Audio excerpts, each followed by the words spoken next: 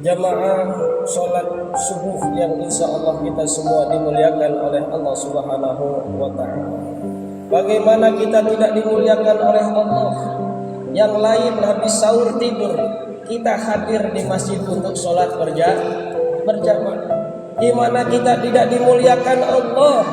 Yang lain tidak sahur, tidak puasa, dan tidak melaksanakan ibadah-ibadah yang lain. Kita dibimbing oleh Allah untuk sahur, untuk puasa, untuk sholat berjamaah, untuk tahu nikmatnya berbuka puasa. Alhamdulillah.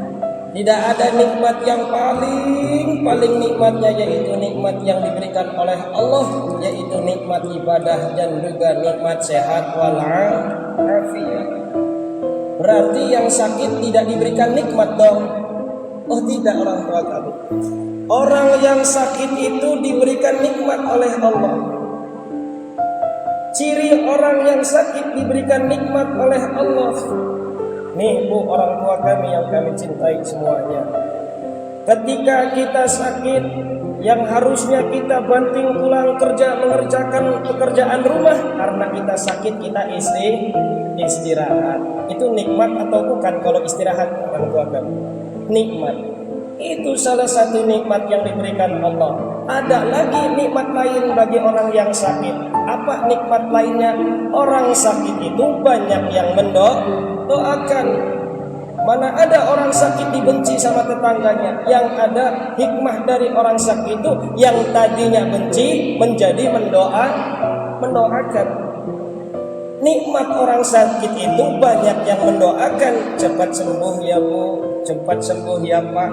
Tidak ada orang yang sakit kita dengar kemudian cepat mati ya bu, cepat mati ya pak. Itu berarti salah kita berteman dengan orang. Sebenci-bencinya orang melihat ketika kita sakit pasti mendoakan. Itu salah satu nikmat orang yang sakit. Ada lagi nikmat orang sakit itu. Apa sih orang tua kami nikmat orang sakit? Salah satunya adalah sakit yang dirasakan sakit. Ada lagi nikmat orang sakit itu. Apa sih orang tua kami nikmat orang sakit? Salah satunya adalah sakit yang dirasakan itu sebagai penggugur dosa-dosanya masa lalu. Kenapa penggugur dosa?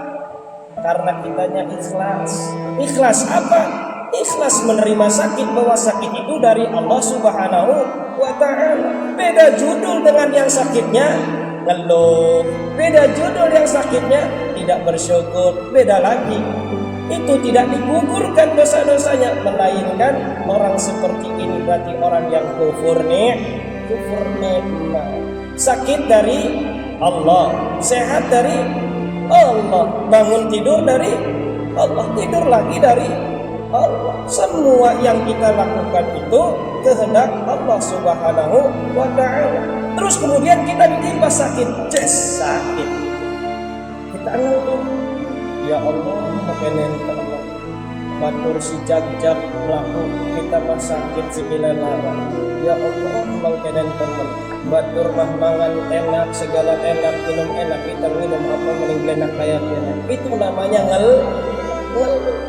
Tidak jadi untuk menghapus dosanya, karena kita mengeluh akan takdir Allah atau akan ketentuan Allah Subhanahu wa Ta'ala. Masih banyak yang kayak gitu bu, masih banyak. Kalau yang sakit ngeluh masih ya. Sekarang jangan lagi ketika kita ditimpa sakit oleh Allah, diberikan sakit oleh Allah, kita husnuzon kepada Allah. Ya bokap baik lagi di kampung diremin Allah. Ya bokap baik menikmati begini rasanya orang sakit.